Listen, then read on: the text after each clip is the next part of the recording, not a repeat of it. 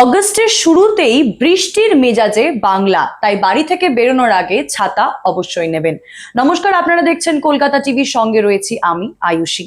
1 August বলা যেতে পারে আবহাওয়ার একেবারে মুড সুইং হচ্ছিল, কখনো চড়া রোদ আবার কখনো বৃষ্টি। তবে আবহাওয়া দফতর সূত্রে খবর, পুরো অগস্ট মাস জুড়েই কিন্তু থাকবে বৃষ্টির পূর্বাভাস। সপ্তাহের প্রথম দিনই রাজ্যের বেশিরভাগ জেলায় বৃষ্টির পূর্বাভাস ছিল। সেই কথা মতো আমরা দেখেও ছিলাম যে মাঝে মধ্যে খুব চড়া রোদ উঠছিল, প্যাচপ্যাচে গরম ছিল, আবার মাঝে মধ্যে বৃষ্টি হচ্ছিল। তবে এই অগস্টের পুরো মাস জুড়েই কিন্তু হালকা থেকে মাঝারি বৃষ্টির পূর্বাভাস রয়েছে। আবহাওয়া দফতর জানিয়েছে উত্তর 24 পরগনা, উত্তরবঙ্গের বেশ কয়েকটি জেলায় ভারী থেকে অতি ভারী বৃষ্টি হতে পারে। দার্জিলিং, কালিম্পং, জলপাইগুড়ি, আলিপুরদুয়ার ও কোচবিহারে বৃষ্টির দাপট কিন্তু বেশি থাকবে বলে খবর। দক্ষিণবঙ্গেও বৃষ্টির সম্ভাবনা রয়েছে।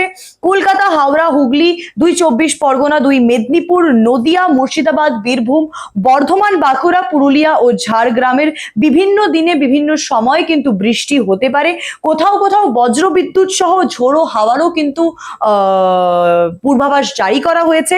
টানা বৃষ্টির কারণে নিচু জায়গায় জল জমার কিন্তু একটা সম্ভাবনা রয়েছে এবং সেই কারণে আবহাওয়া দপ্তরের তরফ থেকে জানানো হয়েছে যারা নিত্যযাত্রী, যারা অফিস যাবেন, স্কুল কলেজ যাবেন, তারা যাতে সেই কথা মাথায় রেখেই বাড়ি থেকে বেরোন।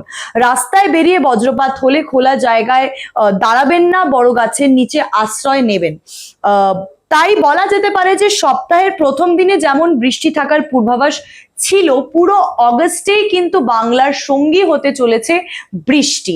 আর আরো আবহাওয়া দফতর সূত্রে খবর, রাজ্যের বেশিরভাগ জেলায় কিন্তু আজকে সর্বোচ্চ তাপমাত্রা 30 থেকে 31 ডিগ্রি সেলসিয়াসের মধ্যে থাকবে এবং সর্বনিম্ন তাপমাত্রা থাকবে 25 থেকে 26 ডিগ্রির আশেপাশে। অর্থাৎ বাড়ি থেকে বেরোনোর সময় ছাতা নিয়ে অবশ্যই বেরোবেন, কারণ দিনের যে কোনো সময় কিন্তু বৃষ্টি হতে পারে। আপনারা দেখতে থাকুন কলকাতা টিভি, রাত দিন 7 দিন।